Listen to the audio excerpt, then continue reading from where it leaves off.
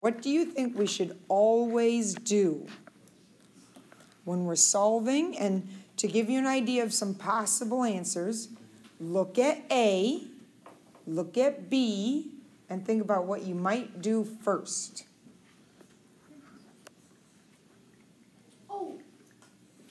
Okay, what do you think? We'll come up with different answers. Combine like terms. She says combine like terms. Simplify. Add and subtract. You want to say distribute or what? Yeah? Okay. Or combine like terms, sorry. Anybody over here? You want to subtract. Okay. So we're going to go with Maria's answer, and that is that we are going to always simplify first. And the reason why we're using the idea of simplify could be different things, okay? So everybody else in the room, you were still correct, okay? But she came up with a more general. So some of you said subtract because you were thinking of 8x minus 3x. You would do that first, and you would be correct, okay? Now, Diana, what do you call that when we put 8x and 3x together? Combining.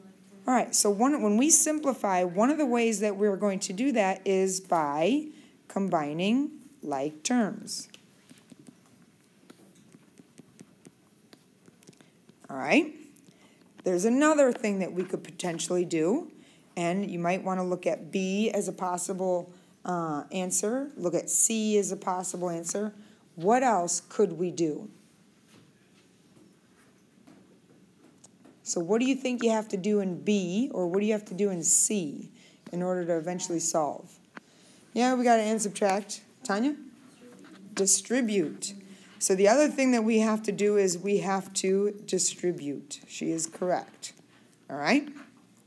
So remember, distributing is, I'll just put a quick little reminder, if I have A on the outside and B plus C on the inside, that means A multiplies by B to get AB, and A multiplies by C to get AC. So sometimes we have to do that first, okay? All right, sometimes we even have to do that before combining like terms, all right? Do we have any distributing to do on A? Yes. Yes? You see parentheses on A? No? Okay, so what should we do first? Subtract, okay? How about use a different phrase? Diana, what were you going to say? You were going to say the same thing? What are we going to subtract? All right, so that's called your combining of like terms. We're going to combine those together. What do we get? 5x. All right, so I'm just going to throw this out there. And you tell me if this is okay or not. Based upon what we've been doing the last couple of days, some people think they should do this. Is that okay? No. Why is that wrong? When do you do the plus 3x and when do you not do the plus 3x? On the other side. When they're on two different sides of the equal sign. Are the 8 and the 3 on different sides or the same side? Same. So we're not going to do this, okay? We are going to do like you said and just do 5x minus 10 equal to 20, all right? Now it looks exactly like a problem that we saw yesterday. See if you can finish the rest on your own. All right, Brian got x is equal to 6. Do you agree? Yes. Yes. Hey, Kush, you agree? Ron? You good? Victor? All right, that is correct. So reminder, we have been working on the idea of checking. So what is 8 times 6? 48. What is 3 times 6? 18. Okay, and then minus 10 equals 20. Okay. What is 48 minus 18? 30. Is 30 minus 10 equal to 20? Yes. All right, check. Then it works. Okay? Remember, it's a good idea to just constantly making sure that it works, plugging it back in. Okay? All right, so B. We've seen this before. What are we going to do? Say it louder, Marisol. Was that you? Oh, Diana, that was you, Diana? All right, Diana, what are we going to do? Distribute. What are we going to distribute? The negative. All right, we're going to distribute the negative. And when we do that, Diana, what do we get? Negative x. So 7x minus x and? Minus 6. Minus 6, not plus 6. Very good. Equals 36. 7x minus x minus 6 equals 36. All right, next. Combine like terms. What's 7x minus x? 6x. So now we're at 6x minus 6 equals 36. You should be able to finish from there. See what you get. Okay?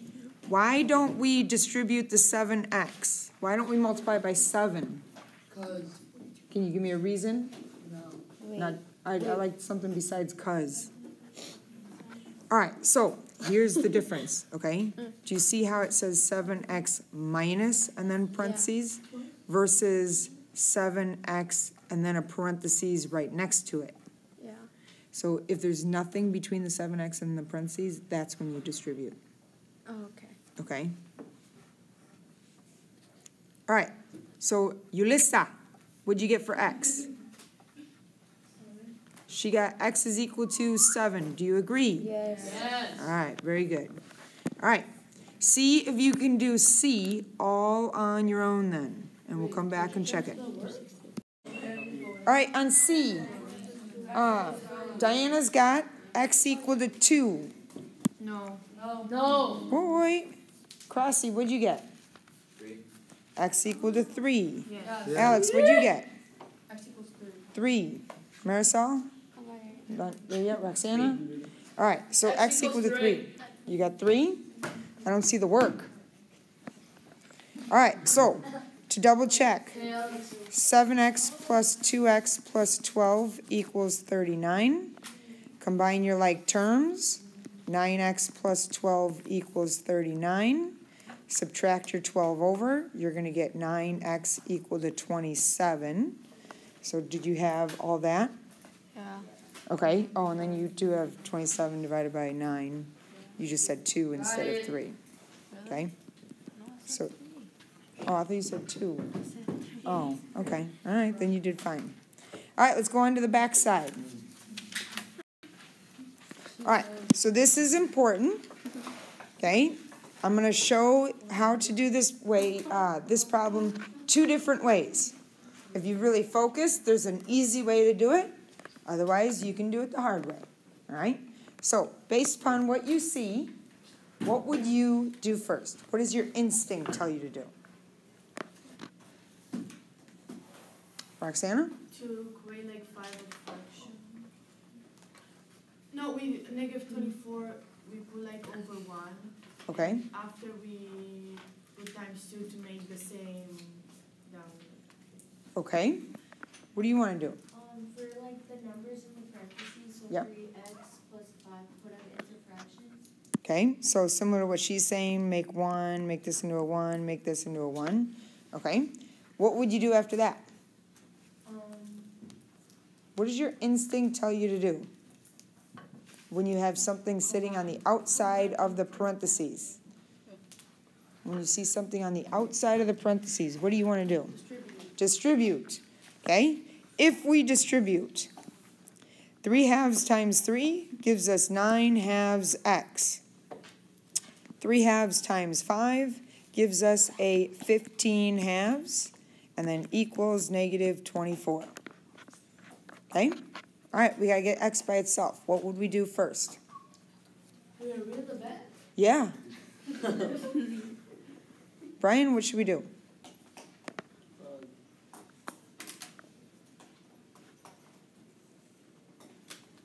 Akush, what do you think we should do next?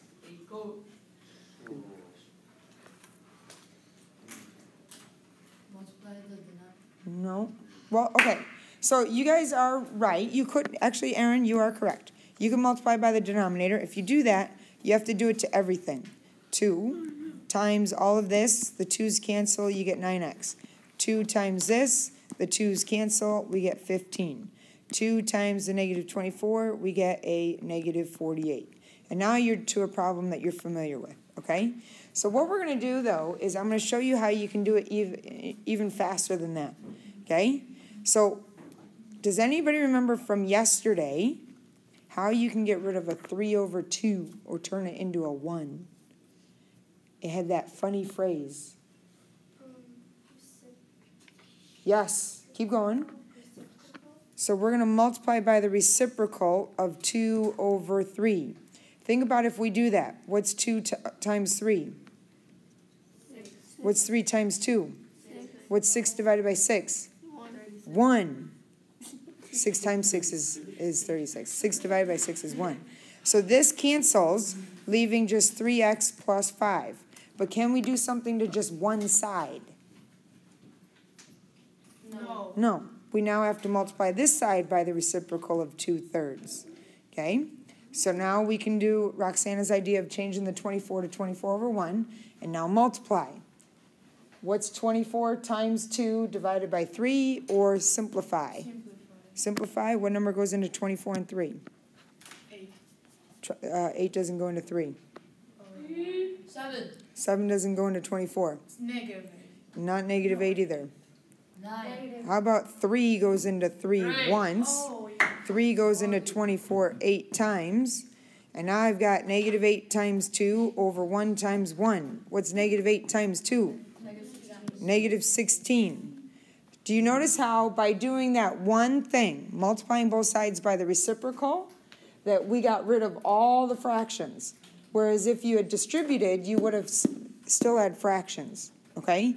So my suggestion here, okay, instead of distributing a fraction, multiply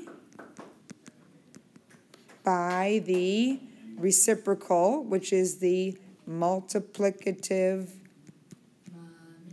inverse. Okay? All right, to check for understanding. On B, what should we multiply both sides by to get rid of the 3/4? 4/3 is correct. So we're going to multiply by a 4/3. That's going to cancel out the fractions, and then over here we're going to multiply by 4/3. When we do that, the z minus 6 is now all by itself. It's freed from the parentheses. Okay, so now you just got z minus 6 equal to 12 times 4/3. 12 over 12. No, because remember, if you multiply across, 12 times 4 is 48. 1 times 3 is 3. Now you got to simplify that. 16 is correct. And now there's only one step left to do. We got this done in 2 steps. Oh, she did 48 divided by 3 is 16. Otherwise, if you like the cross simplifying, 3 goes into 3 once, 3 goes into 12 4 times, 4 times 4 is 16. Okay? All right, what's the last thing we're going to do? How are we going to simplify? Lynette, any ideas? Lynette, we got z minus 6 equals 16. What's the opposite of subtracting 6? Thank you, Lynette. Lynette, what should we do?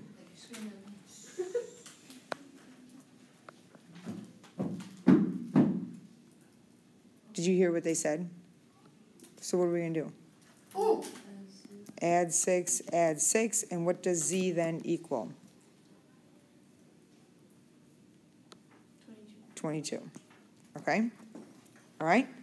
So, big idea from today's lesson. Make sure you understand the idea of combining like terms, the distributive, and number 3, multiplying by the reciprocal of the fractions.